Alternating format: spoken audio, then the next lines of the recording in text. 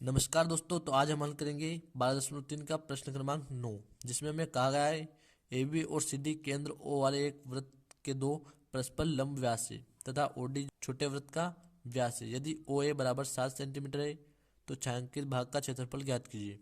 जैसा कि अब हम चित्र में देखेंगे, ओ बी तथा सी डी ये जो है ओ केंद्र पर लंब है तथा ओ डी जो है यह छोटा जो वृत्त है इसका व्यास है। यहाँ पर हमें ओ ए जो दिया गया 7 सेंटीमीटर, यानी बड़े वृत्त की त्रिज्या है हमारे पास 7 सेंटीमीटर।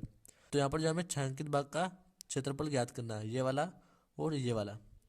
तो दोस्तों अब यहाँ पर हम लिखेंगे दिया है वृत्त की त्रिज्या बराबर 7 सेंटीमीटर में दी गई है तथा अब आंतरिक वृत्त की त्रिज्या 7/2 सेंटीमीटर है। आंतरिक वृत्त यानी ये जो छोटा वाला वृत्त है इसकी त्रिज्या रहेगी 7/2 सेंटीमीटर। जैसा कि यहाँ पर हम देखें ए ओ हमारे पास है 7 सेंटीमीटर, उसी प्रकार ओ डी भी हमारे पास 7 सेंटीमीटर रहेगा, क्योंकि ये दोनों जो है बड़े वृत्त की त्रिज्या है। तो यह जो छोटे वृत्त का व्यास हो जाएगा और उसका आधा जो है छोटे वृत्त की त्रिज्या हो जाएगी, यानी 7/2। तो अब जो है दोस्तों यहाँ पर हम सवाल को हल करते हैं। तो यहाँ पर हम लिखेंगे अतः छायांकित भाग का क्षेत्रफल बराबर आंतरिक वृत्त का क्षेत्रफल, यानी ये जो अंदर वाला वृत्त है इसका हम क्षेत्रफल ज्ञात करेंगे। उसमें हम जोड़ देंगे 2 गुणे त्रिज्यखंड का क्षेत्रफल माइनस त्रिभुज का क्षेत्रफल। यहाँ पर जो हम 2 का गुणा इसलिए करेंगे क्योंकि यहाँ पर जो है हमारे पास 2 त्रिज्यखंड है, एक ये वाला ओ बी एस सी तथा एक ओ सी पी ए। ये हमारे पास 2 त्रिज्यखंड है और 2 त्रिभुज है, यानी ओ बी सी तथा ओ सी ए। ये हमारे पास 2 त्रिभुज है, इसलिए हम इनमें 2 का गुणा कर देंगे यहाँ पर। अब यहाँ पर हम इनके फॉर्मूले लिख लेते हैं। जैसा कि आप देख पा रहे होंगे, वृत्त का जो क्षेत्रफल होता है उसका फॉर्मूला होता है पाई आर स्क्वेयर तथा यहाँ 2 को जो का त्यों लिखेंगे, और त्रिज्यखंड का क्षेत्रफल होता है पाई आर स्क्वेयर थीटा बटा 360 डिग्री। माइनस कर देंगे त्रिभुज का क्षेत्रफल। त्रिभुज का क्षेत्रफल होता है 1/2 गुणे आधार गुणे ऊंचाई। अब यहाँ पर हम इनमें मान रख देते हैं।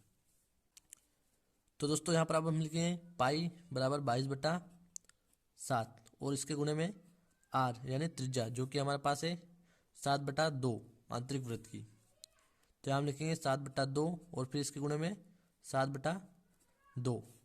यहाँ हम प्लस कर देंगे 2 को और फिर यहाँ ब्रैकेट के अंदर हम लिखेंगे पाई का मान फिर से। तो यहाँ हम लिखेंगे 22/7 गुणे त्रिज्या, यहाँ पर जो त्रिज्या रहेगी ये वाली बड़े वृत्त की। तो यहाँ हम लिखेंगे 7 गुणे 7 और फिर यहाँ पर हम लिखेंगे थीटा। तो यहाँ पर हम देखेंगे थीटा जो हमारे पास 90 डिग्री रहेगा, क्योंकि यहाँ पर बड़ा वृत्त जो है 4 भागों में बट रहा है और एक वृत्त जो है 360 डिग्री अंश का होता है, यानी 360 में हम 4 का भाग दे देंगे तो यहाँ पर हमें 90 प्राप्त होगा। तो यहाँ हम लिखेंगे 90 और बटे में 360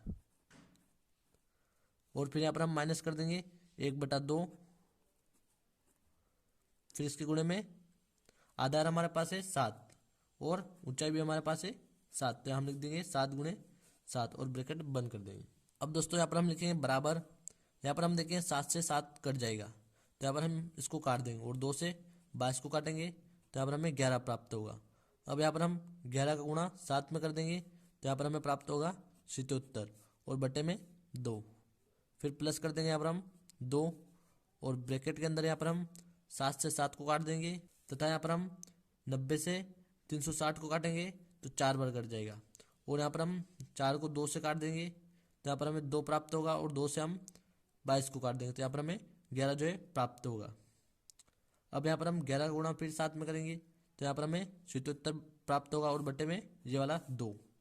तो हम लिखेंगे 2, फिर माइनस करेंगे यहाँ पर हम 7 और 7 का गुणा हम करेंगे तो यहाँ पर हमें 49 प्राप्त होगा और बटे में ये वाला 2। यहाँ पर हम ब्रैकेट बंद कर देंगे।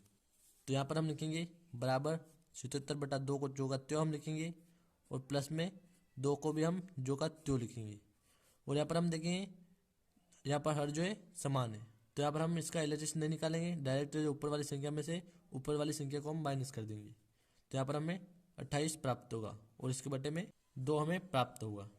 तो यहाँ पर हम लिखेंगे 2 और ब्रैकेट बंद कर देंगे। अब यहाँ पर हम 2 से 2 को काट देंगे, फिर यहाँ पर हम लिखेंगे बराबर 77/2 और इसके प्लस में ये वाला 28।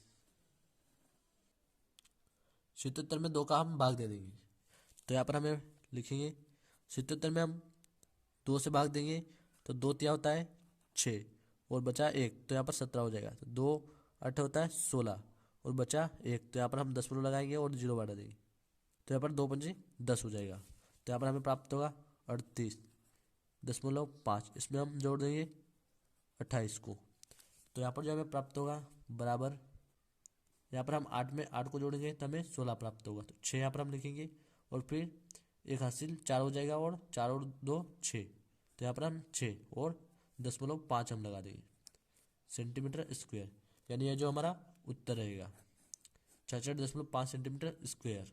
यहाँ पर हम लगा देंगे स्क्वायर, यह जो छायांकित भाग का उत्तर रहेगा।